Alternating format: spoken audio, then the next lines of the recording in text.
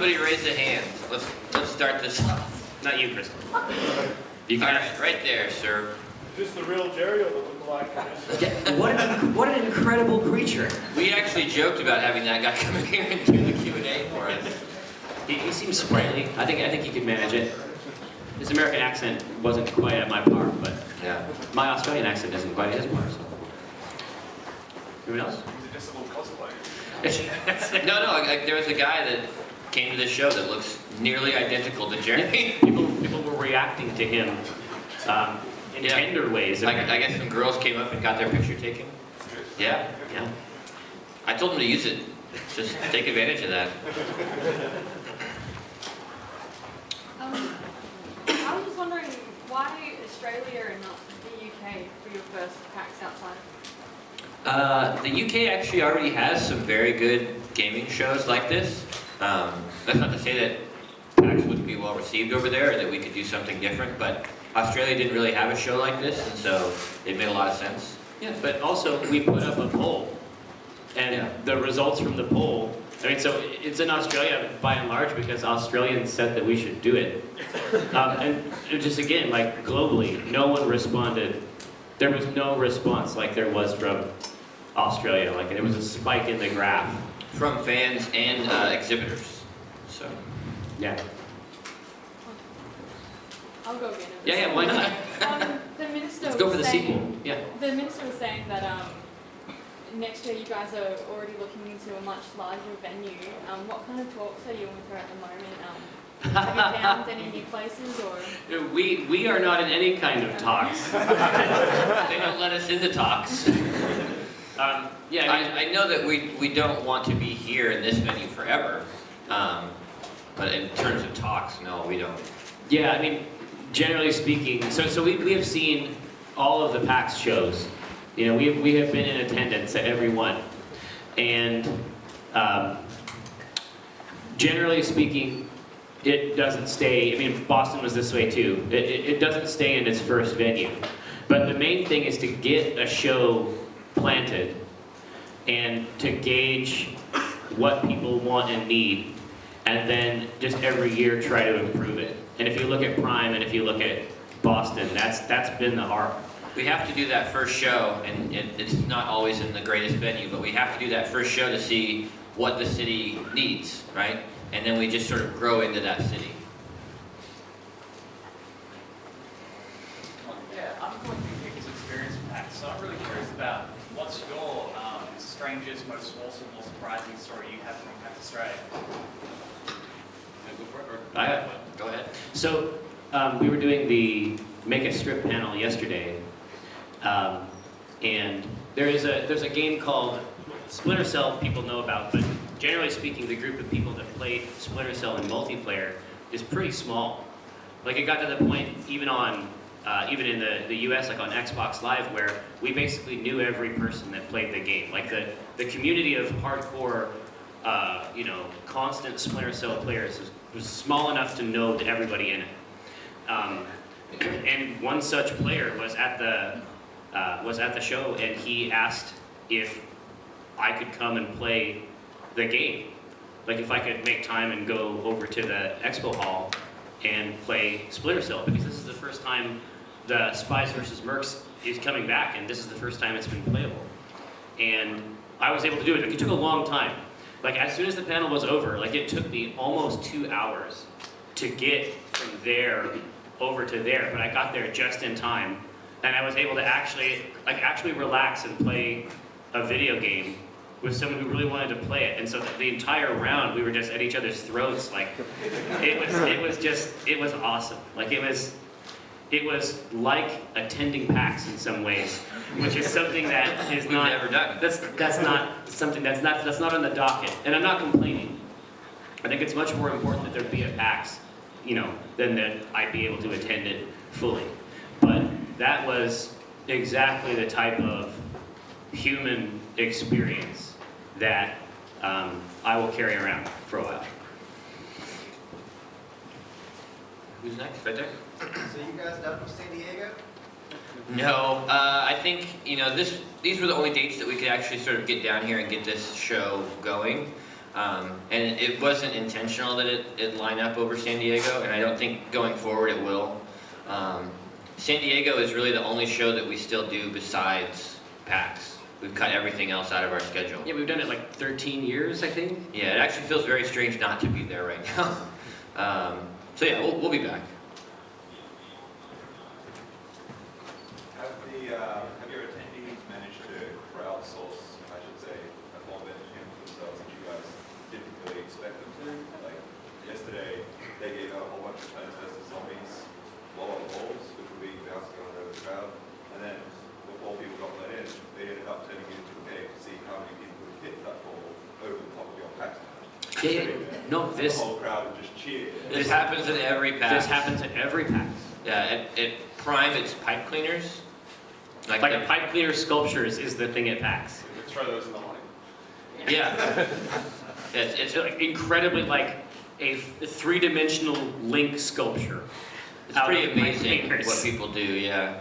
So yeah, I think that's what happens is that you give, if you pile a bunch of gamers together in a place, it won't be long before they are amusing themselves in some way.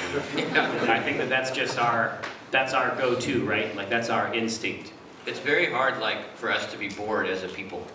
Whenever we go on vacation or anything, as a young person, my mom would always say, make sure you take enough things to be entertained. It's like, I cannot be bored.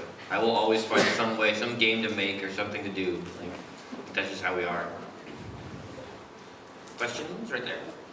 Given PAX's stance on both babes, how do you two personally react to the women on the water tanks and the sidelines of the stalls? Yeah, I actually asked about that last night. Apparently, I was walking through the exhibition hall yesterday, and it was the first time I had seen them. And in my head, I definitely registered them as a booth babe. And so I asked Mike Failauer, who's sort of in charge of the exhibition hall. And apparently on Friday, it was worse. And so we asked them to put some clothes on.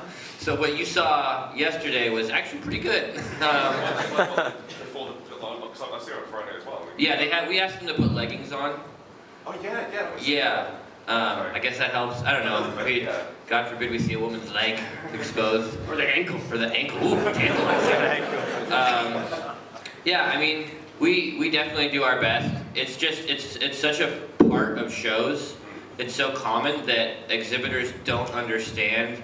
Like, a lot of times we'll say, hey, no booth babes, and I'm like, okay. And then when they get here, we're like, hey, put some clothes on. And they're like, what? I don't understand. Yeah, they think that we don't mean it. Yeah, And they're wrong. it's a constant thing that we have to work on. So. It's an educational aspect, and it's just like on the exhibition side of the equation, I think that it's like a checkbox. Yeah. Like I think it's just an assumption that it's They like just, something it's that the they part have of a to show for them. When But they go, don't they have it. just It's do like, motherfucker, you have a tank. Like, that's plenty. I don't have to see a tank and a leg. Like, I am perfectly satisfied with your awesome tank in terms of spectacle. That'll do. Yeah. So yeah, it's just a process. They seem like very nice ladies, though. So.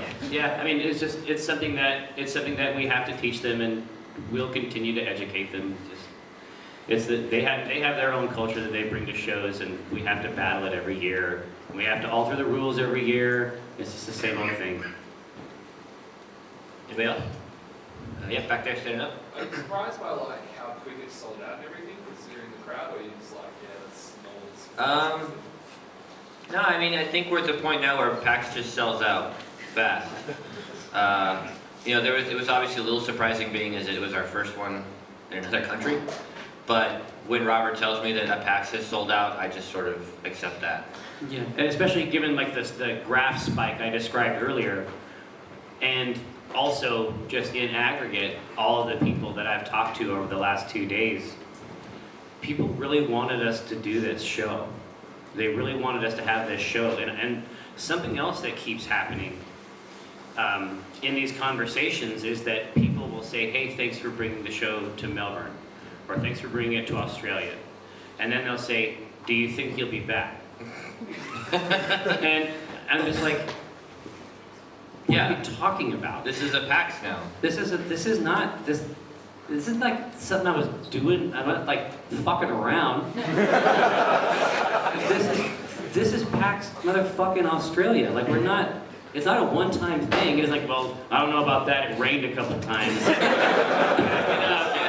Put it back in the box, send it home. I guess that one didn't work out. I don't give a shit about rain. Like, I'm from Seattle. Like, I have been wet before.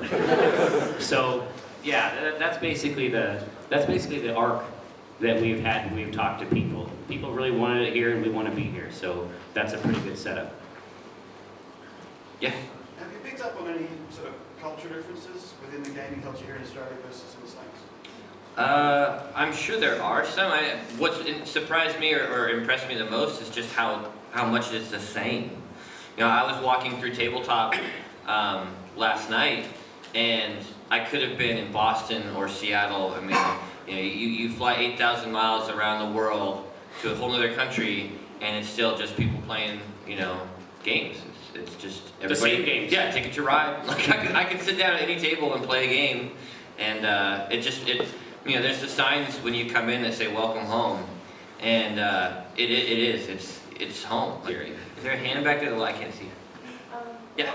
What were some of the biggest challenges you had to overcome, specifically organising this in Australia? You are probably under some misconceptions about our role. We don't plan or anything like that. We're sort of what'd you say that we are? Figureheads? Mascots. Mascots. Yeah, they put us on a plane and they tell us where to go, and then we show up and we do a little wave and we sign autographs. But they don't let us anywhere near the actual planning. Like I did not unroll a map, look over like, well, this booth should be over here. No, that we just the hardest part for us was it was a very long flight. Yes. Is there another season of Strip Search maybe in the can? Or Not in a can yet, certainly. upcoming? No, it's not in a can. A box. Is it a box? Yeah, great. No, as far as Strip Search goes, I think that it's something that we really want to do, and a lot of the conversations that I've had with people here have to do with either the Dungeons and Dragons podcasts or live shows, and Strip Search. Like a lot of them, like the vast majority of the conversations I have to do with things that are not Penny Arcade. It seems like it was very popular. I think that there will be a second season, but it's not something that we've started planning yet. I will tell you a very funny story though. At PAX East, I was walking through the exhibition hall as they were setting up. So the only people that were in there were exhibitors and people building their booths. And a person came up to me and stopped me and said, "Oh my gosh!" And I was like, "Yeah, this happens, you know." And they said, "You're one of the judges on Strip Search." It was awesome. Yeah, in the back there. Do you think that bringing PAX to Australia will help our esports scene and help it grow as a community onto like the larger stages? God, so did you see the crowds that were around the Riot booth? Yes. There is apparently a hunger for that shit. Like I was when there was an ace or something, like I could hear them in the big top. Like it was nutballs. So is that something that you're trying to get sort of bubbled up here, or? Yeah, well, we've been sort of on the back burner for esports for many years because of our internet not being that great and people just think of us as the throwaways. So in Australia, so we're trying to build it to an international scene. Well, I don't see there's no reason why that couldn't happen. I mean, I'm overjoyed that Riot decided to come as big as they did. So they have actually hosted just by way of explanation, they have hosted qualifying rounds at PAX before. I mean, I'm not Riot. I can't speak directly to that. You should definitely try to harangue them. But this would be a really great place to do a local qualifier and drum up interest. I mean, there's already plenty of interest, but if it became an official thing, like, I think that they would probably be well served by that. Yeah.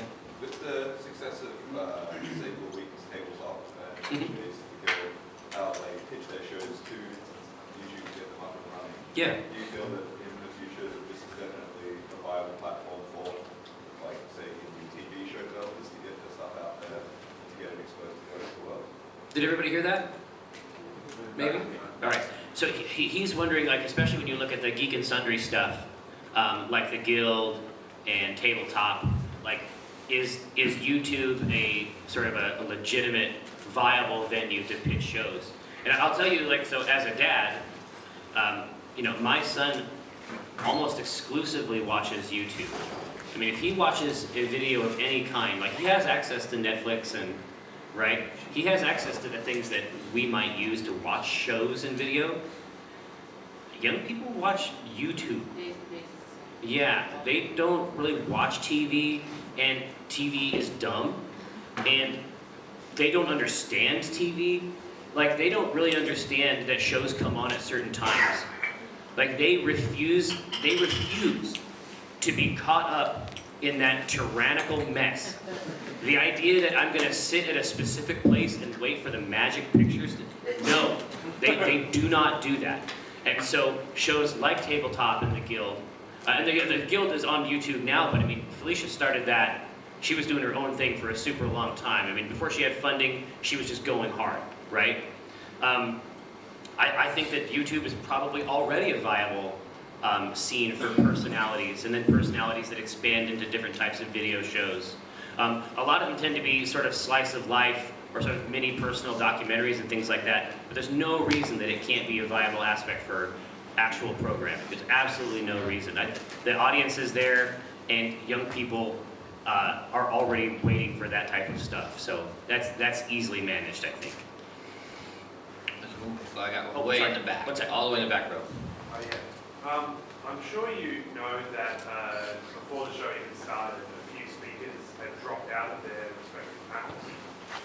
Specifically, it was over one particular panel and a description that was perceived to be discriminatory. Yeah. And I know at least one indie company has said they're not coming. True. Excuse me. I'm wondering your thoughts on that, particularly as it's the first PAX Australia, and now that you've said that it's going to be, you know, a permanent fixture here, how you feel about that being the start? I mean, whether you even know anything about what happened. Yeah, I'd just like to hear your thoughts. Yeah, I mean, I know that they decided not to come. That's absolutely their prerogative. Maybe they'll come again. I don't know. That's up to them. I certainly don't think that PAX is diminished by it. I don't know, what exactly are you looking for from me? Oh, no, I just wanted to hear your thoughts, whether you knew anything about it. I mean, Oh yeah, I knew about it, absolutely. Okay. Yeah, I mean, I think that, so the show sold out, right? So it was already at max capacity. So what we lost by them not coming was their perspective and their voice, right? So it was already it was already full. So I think that the attendees could have been well served by their perspective. So generally speaking, I think that if there is something that's being said that you don't approve of, strategically, I think that you should add your voice to the conversation and not remove it. I think that tactically speaking, I think that communication is actually the answer. So that's how I feel about that. I think that it's unfortunate, and I hope that they'll come back and put themselves in the mix. Thank you. No Yeah. sweat. I got your aim. Thanks, Mike. Yours will be a good question, I know. Oh, sorry. Yeah. Go to him first. Oh, really? Yeah, You're gonna hold? I'll hold. Australians, man. Crazy. What's that? Thanks, dude.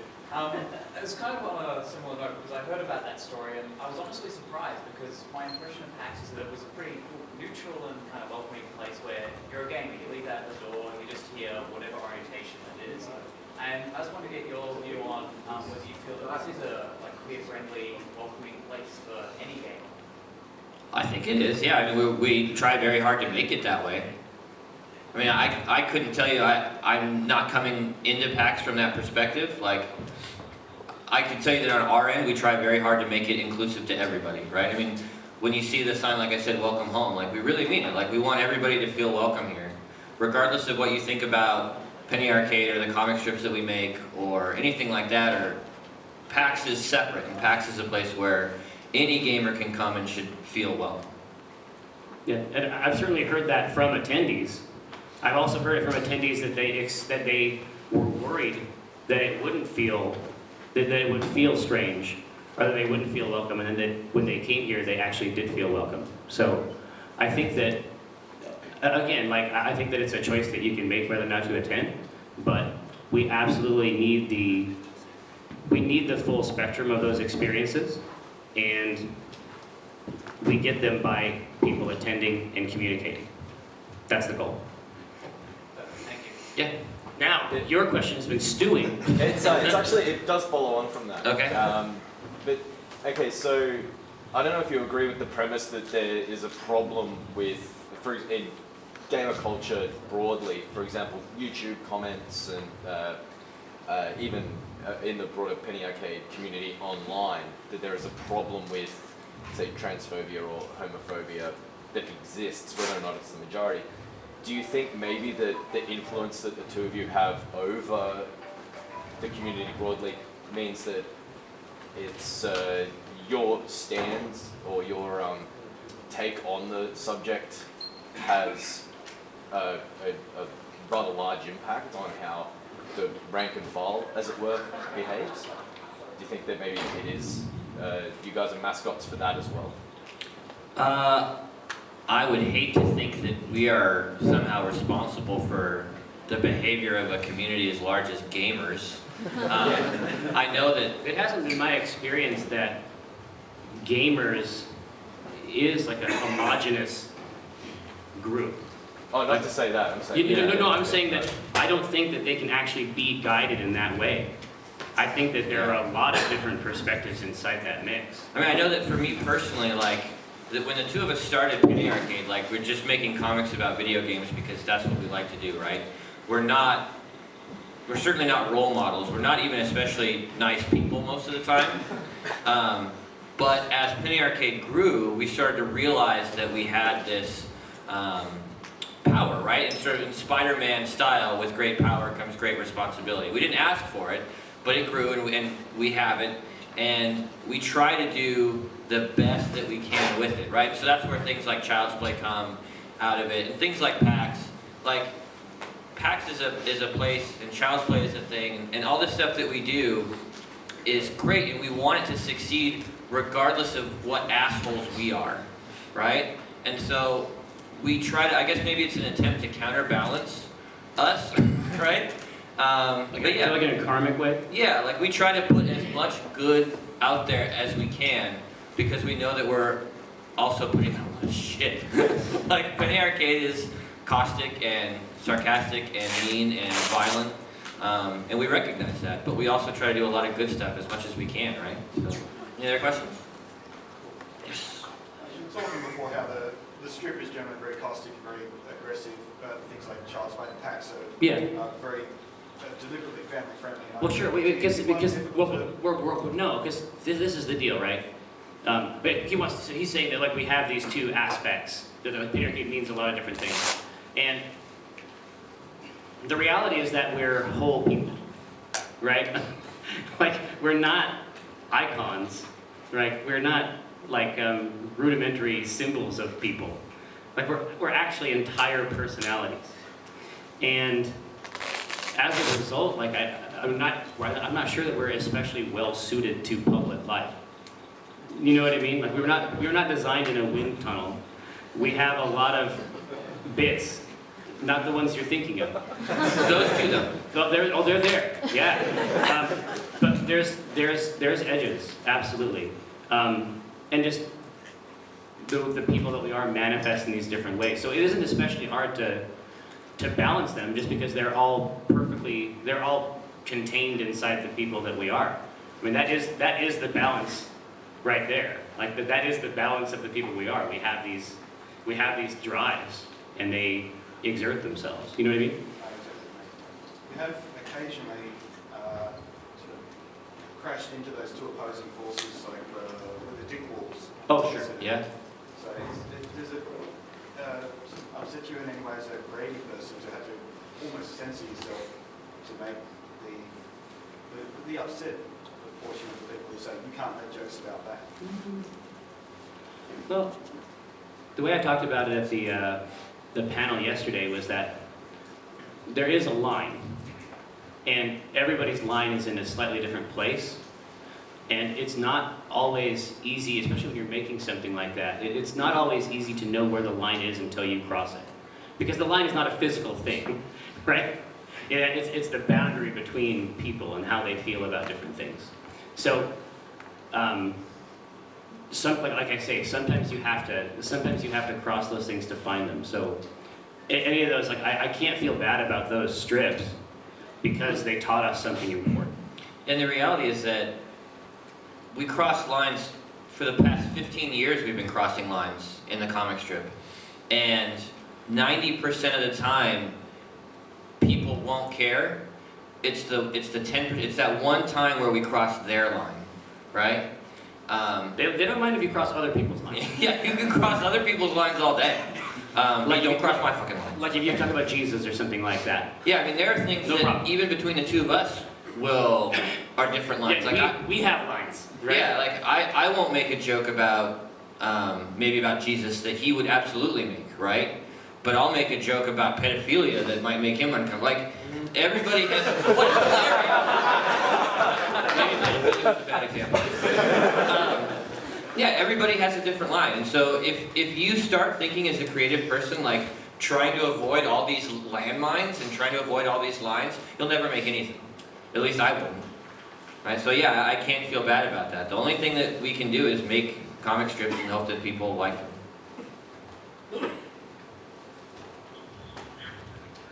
Is that it? We good? No, no. Hi. As an editor, I have some questions about the Penny Arcade report, if you can answer those. Sure. Do my best. I guess I'm just wondering how the funding model works, because, I mean, you talk a lot on the Penny Arcade report about you don't write for traffic, you write for content. So is there going to be a point like where you will not do the Penny Arcade report because the traffic is so low? Or is it just we have enough money to fund this stream? Right now, yeah, I mean, we have plenty of money to fund PAR. Right now, we basically pay for PAR to happen because we want it to happen. We think that it should be real. Yeah, PAR doesn't pay for itself, which is fine. But maybe someday it will. But that's not really a concern. I don't care if it does. Maybe it never will, but we'll keep paying for it because I want it to exist.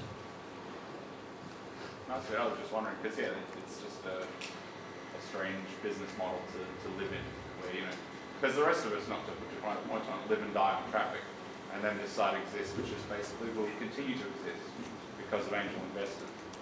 Yeah, I think that when you create content out of fear, you create different content, right? I think that as an experiment, we wanted to see what would happen if somebody could just make content because they thought it was interesting and because they wanted to, not because they were trying to get hits or because they were trying to get arguments in the comment section or, like what does that website look like? We were curious. You were pointing back there. Is there another hand over here? Well, there's a hand right here. Yeah. Speaking of PAR, do you find it difficult to compete against, like get access or compete with the video access like Kotaku or Joystick, or does the Penny Arcade brand help them? Well, I don't actually write the PAR Yeah, sites. Ben is right here. Ben, do you find it difficult to compete with those sites? I definitely think in these situations, the Penny Arcade name helps. It's never going to hurt you when it comes to access. But I've been reporting on games for 6 or 7 years before I came on to Penny Arcade at Ars Technica, which is not a small publication. So I think, yeah, the Penny Arcade name helps, but I never had a lot of trouble getting access before. Yeah. But yeah, I definitely take the name out for a test drive every time. But as a reporter, you have to use every advantage you have. And I'm not above using that as a blunt instrument. Yeah, I mean, we hired Ben specifically because he knew his way around. And, and the other part of that is I hired Ben because he doesn't actually agree with me on every topic. In fact, we disagree with Ben on a lot of things. I would say 95% of the bullshit. Yeah, I get extremely angry. I'll read a tweet from him and say, God damn him. He's more beast than man. Yeah, that's true. You guys both, from the blog post and the comments, fairly big tabletop games, like It's true. That's a fairly recent development for him, but I've been working on his tabletop chops. Yeah. Tabletop shops. That's our new show. What are you excited about right now in the field of RPG, especially like moving towards the indie side of things? Is there anything that's really getting your jollies up? In terms of indies, I'm very excited. I kickstarted 13th Age. I don't know if you guys have been following that at all. It's a fantastic tabletop RPG system. And in terms of like not indie, the new Star Wars RPG, tabletop RPG from Fantasy Flight. Is that out here? Is Fantasy Flight big in Australia? Yeah. Okay. So they have a tabletop Star Wars universe, like, you know, RPG that is fantastic. Like their dice mechanic and everything is just really cool. Yeah, so basically when you roll, it has custom dice, which I think agitates some people, but... What's that? It's basically Withrook, but with lightsabers. Like Warhammer Fantasy roleplay with... Or I never played It's Warhammer. similar. Okay, sorry. It's similar, but it's more about, it isn't about like raw numerics, and it's more about every time you roll the dice, it's creating a sort of game state that informs how the encounter moves. So it isn't about success and failure as much as it's about who is gaining and losing advantage in this sort of life and death struggle. And it's up to the dungeon master to decide, sort of almost like a fortune teller, right? Like someone with the chicken bones, right? You look at these dice and you say, okay, well, my side has the advantage in this encounter. What does that mean? It means that maybe your blaster doesn't fire, or maybe I duck behind a wall at exactly the right time. It's very, very loose, and it encourages a lot of storytelling. And on the fly storytelling on the part of players and the dungeon master, right? Yeah. And obviously, I mean, when I run D&D, I do a lot of that stuff too. But there's a lot of things that wouldn't occur to me at specific junctures that are being revealed by this game state that's being reset every roll. So I definitely urge you to check it out. It's very interesting. Yeah. In the back there? So obviously Penny Arcade is a very sort of personality-focused experience. Apparently. Yeah, I was wondering to what extent, like Robert or the backup, the rest of your guys sort of signed up, like especially when you started going into Penny Arcade the series sort of role, and then it started focusing on these other guys you may not have heard of, and then I was wondering to what extent they signed up for that. I don't think they expected to sign up for any of that. I didn't expect to sign up for it either. I always said no show. I said no show from the beginning. They don't care. Well, you were posting blog posts and stuff, so it was like to an extent about you guys, but those guys may not have had much advance warning. They had no advance warning. Yeah, I mean, we surrounded ourselves, whether they realize it or not, with an incredibly interesting group of people. Like, they're super talented, except for Jeff. They're incredibly creative. Like, they might not realize it, but they are interesting people, right? And they make great work. And so, rolling them into the show just makes sense, whether they like it or not. As a bit of a gadget, Mike, Yeah. what have you found with your Surface that you would like them to change in the future to make things easier for you with what you do? For the the Surface is very weird. Like, I think that I might be the only person who actually, like, the Surface is a perfect device. Like, because I draw and I play games and I want, like, a netbook. Like, I want all of the things that it does. But if you don't draw, I'm not sure it's incredible. In terms of what I would like them to see, it's like this super, like, it's just me. But I want to be able to program the buttons, the hard buttons on the side for Photoshop shortcuts. For art tasks. For art tasks, yeah. I don't think they realized when they made the Surface that they were building this incredible device for digital artists. Because if you look online, we're really the only ones who are, like, glowing about it. Like, all these comic book artists, all these cartoonists are using this device, and Microsoft had absolutely no idea what they built. Well, yeah, and if you look at, I mean, apparently it was $1 billion advertising campaign that is basically nonsensical. It's focused on breakdancing, which is great. I haven't done any of that since I've had the device. I don't know if you're supposed to breakdance on the device. Like, I don't know if it's a haptic breakdancing controller. It might be. But it is a very weird situation for them to have made this kind of investment and made this kind of device and not really understood who it was for. Oh, they're absolutely competing with Wacom. Yeah, I mean, in fact, I said as much in my original post about it. When you look at the price of a Surface Pro versus the price of the little, like, 13-inch Wacom tablet, it's insane not to buy the Surface Pro. It's a whole computer, right? And I think Wacom realized it too because they've just announced their own tablet that's coming up. Right. So that'll be very interesting. Well, so did you have a chance to see the Make a Strip panel? Yes. Okay, so we've done Make a Strip panels for years. Generally speaking, our friend Kiko brings his laptop, and then we hook up a huge tablet. And then you have like a VGA, you have like a chain like this coming out, and you're trying to match the right resolution. 90% of the time, I'm drawing an uncomfortable resolution so that it will display properly on the TVs. Right. And then the strip that's being created, you know, under these conditions and with these tools, typically is a little bit more rudimentary than a regular strip. But at the panel, he was able to make like a complete pin arcade strip with the art and shading and everything that he wanted to do in an hour.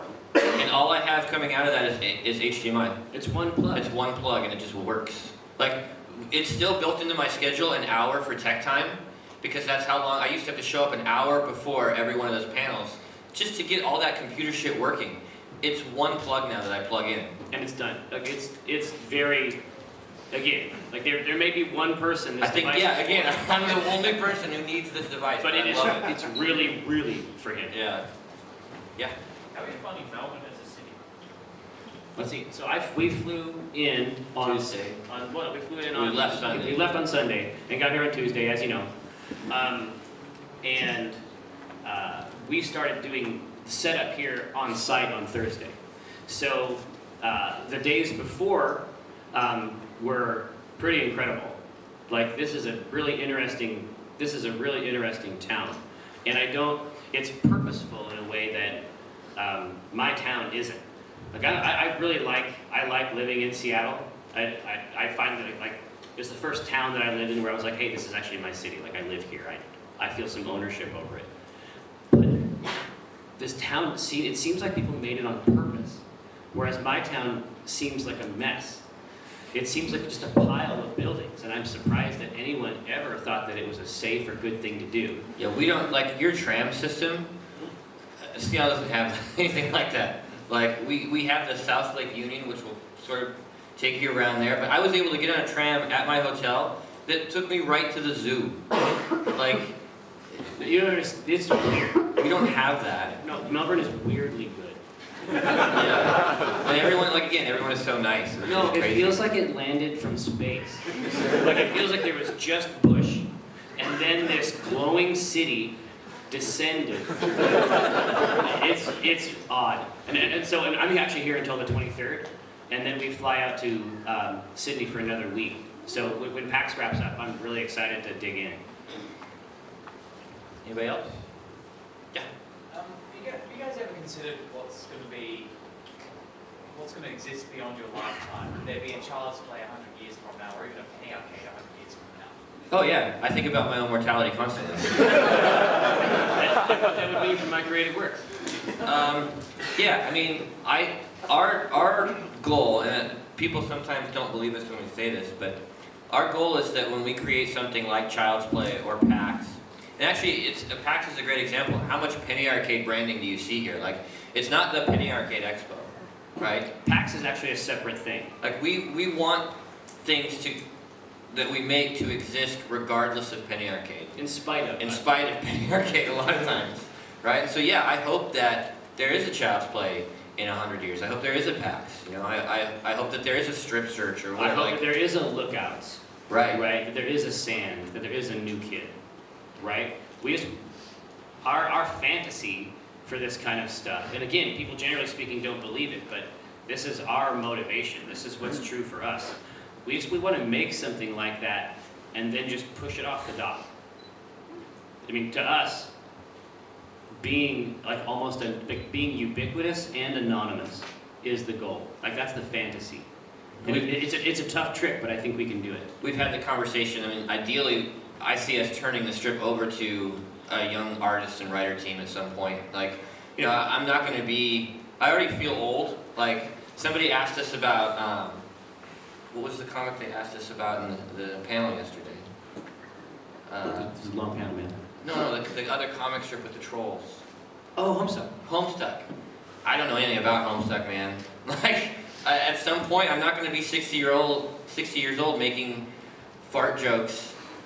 Well, I probably will, but I don't know that I should be, right? Like, Or maybe not post them. maybe not post them, yeah. Like, at some point, I think Penny Arcade will be run by a younger team. Like, and I would love that. Like, let me go off into the woods somewhere and just make children's books.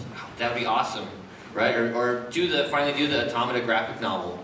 Like, yeah, there's no shortage of stuff that we would love to do. Just on the topic of looking to the future again as well, we're now really starting to see the first generation of adult gamers who are now becoming senior citizens as well. We're going to have a big first batch of senior gamers that we've never really had before. Can you see then, as you guys grow older, aspects of Penny Arcade Expo changing to reflect that? More wheelchair ramps, I guess. Yeah, or hover chairs.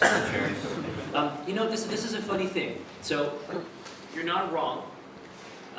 The idea that we're going to have senior gamers and they're going to turn to electronic games specifically. But my grandma, and I suspect your grandma, seniors actually play a ton of games. Oh, I wish my grandmother played games. Well, no, they tend to play incredibly sophisticated card games. Like, I had Brenna's grandparents tried to teach us Pinochle, and I gave up. This is a game that combines incredibly sophisticated numerics with these really complicated social signals. Like, they're already gamers. I mean, the only thing that's going to change is the types of games that they play. But they are playing games that are too hard for me already. Like, now, they're doing it like that. So, yeah, I think we got to give these people some credit. They're playing some hardcore shit. We just don't recognize it as that. You know what I mean? I definitely would like to see, like right now, more and more of us are becoming parents, obviously, and I think there's space in PAX, in all the PAXs, for more sort of children's content, like spaces where you can go and see learning educational games and stuff like that. I would definitely like to see that expand at PAX. That's been a fantasy for a long time. Yeah. Luckily, we know the people in charge, so we can probably make that happen. Not in charge. I suppose touching base a bit before with why Australia instead of the UK, Yeah. Why did you choose Melbourne as opposed to any other state in Australia? Like, what made you bring PAX here? I have no idea. Kristen, do you know? Victoria was very involved in working with us. Oh. They really wanted us here. Yeah, that's a big part of it. And I mean, Like, they've got a beautiful new convention center it's not even 100% finished yet, and we're hoping to be able to move there. So they had space for us now. They wanted us here, and they had space to expand. there's sort of a courting that happens with a prospective city. So, like, a big part of the reason we're in Boston is because Boston really wanted the show, and Boston is willing to help us out, right? And so it sounds like Melbourne, Victoria was just They wanted do the things show. like But there's- hotel blocks. That's right, but there's that also- we can't do. That's right, but there's also a new center. There's also a new venue that's still being constructed. And so when you start the show, like this sort of actually loops back to what we were talking about before, is that you plant the show and then you figure out how the show can grow from there. And the town has to have a path to leapfrog into different venues, right? And so when you plant the show, like, you have to think about how the show is going to be like in 5 years. Yeah. And I feel like that was a big part of what made the mashup happen, is that we can see PAX growing here. We can sort of see how it levels up, basically, from venue to venue. Cool. Plus, it's just cool how they say Melbourne. Yeah, Melbourne. Melbourne. It's Melbourne. The necromancer. Oh, sorry. Go ahead. Given the fact that state governments in Australia have tended to try and coach each other's events, like Sydney I think Adelaide tried to push the Australian Open once. Do you think the PAX Australia will stay in Melbourne, or is it like the prime? But the plan is to stay here, yeah. Yeah, I mean, there's no good reason for us to still be in Seattle. other than the fact that we like it there. Like, It's by my house. yeah, there's much better places like that. The city itself doesn't especially treat us very well. The convention space is getting too small. Like, we should absolutely move, but we feel like that's PAX. That's where PAX is, right? That's where it needs to stay. So this is where we put PAX, right? This has grown to Sydney. I don't think so. No. It seems like the Melbourne Sydney Yeah, thing is I don't like very. It gets very tense right away. Yeah. We just have 3 more questions. 3 more questions. Okay. Any questions in the back there? Oh yeah, right there. Speaking about you guys expanding PAX, is there any thoughts of maybe doing something like a DreamHack-esque style thing and putting on major competitions and flying people in from all over the world, like your major teams, and playing them here in Australia to draw more crowds? You crave these esports. We do. I think that going forward, esports will become a bigger and a bigger part of PAX. There's definitely, I've heard a lot of talk about that. I don't think we're ready to say anything like, put anything in stone right now. Yeah, I mean, but generally speaking, PAX has the things that we want, like up here. Yeah. Like That's what we contribute to PAX, right? Like, we're the sort of the cultural side of it. And esports is something that we both really enjoy. Yeah, we started to get pretty seriously into spectating LOL matches, and you know what I mean? Like, it's something that I love to see. And then when we saw those qualifiers for LOL at PAX Prime, it was just electric. Like, it blew up. It was truly crazy, the amount of enthusiasm. So I would love to have that be a part of the package, absolutely. 2 more? Yeah. What do you think about like Saints Row 4, like us playing adult games behind sort of closed? It's really interesting. Yeah, I mean, we don't have that in Boston or PAX Prime. I like it. As a parent? Yeah, as a parent, like, I definitely know. I bring my boys to PAX, and there are booths that I shuffle them past very quickly. There's definitely times where you have to guide them. Yeah, right. That to me is cool, but again, I'm a parent, so I'm probably looking at that from a different perspective. Yeah. Last one. Do you feel like your question is the one to be the last question? I'm going to do my best. All right, fire away. Do you let your kids read Penny okay? No.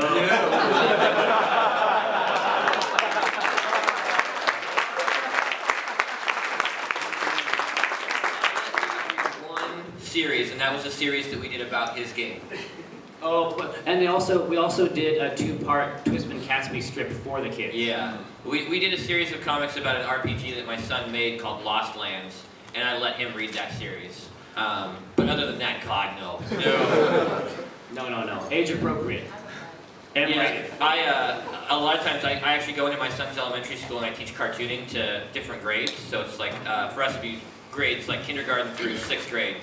And all the kids want to know, what cartoon do you make? What cartoon do you draw? Can I go look at it? And I just say, absolutely not. Yeah, Family Circus. I draw Foxtrot. Garfield. All at the same time. Thank you